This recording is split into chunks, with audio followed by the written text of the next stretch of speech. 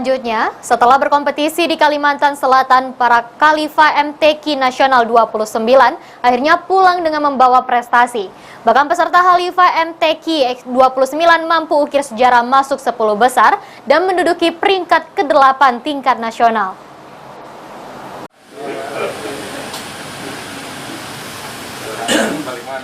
Setelah berkompetisi pada Musabaqah Tilawatil Quran tingkat nasional ke-29 yang bertempat di Provinsi Kalimantan Selatan, para kafilah asal Sumatera Selatan mampu meraih 12 poin yang didapat dari cabang juara 1 karya tulis ilmiah Al-Quran Putra atas nama Ad-Qoriyin Hisan dengan total nilai 5, juara kedua Fahmil Al-Quran Putra atas nama M. Fadlul Amal, Ahmad Aska An-Nabil dan Zain Ardilan dengan total nilai 3.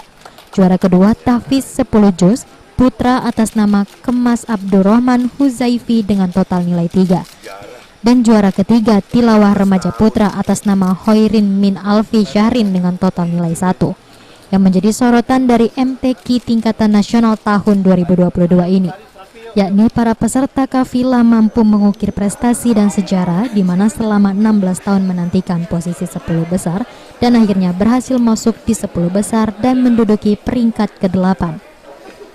Gubernur Sumatera Selatan yang menyambut kedatangan para kafilah MTQ di VIP Room Bandara SMB 2 Palembang mengungkapkan apresiasi atas perjuangan serta keberhasilan para peserta. Ini merupakan pencapaian yang luar biasa di mana Sumatera Selatan kembali mengulang sejarah masuk 10 besar pada MTQ tingkat nasional.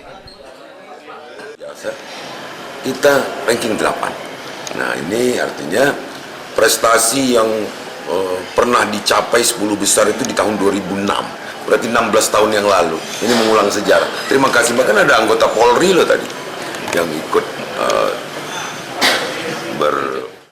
Spirit pembangunan satu desa satu rumah tahfiz akan terus digaungkan dan keberhasilan ini menjadi tolak ukur untuk lebih meningkatkan kembali prestasi menuju Sumatera Selatan religius.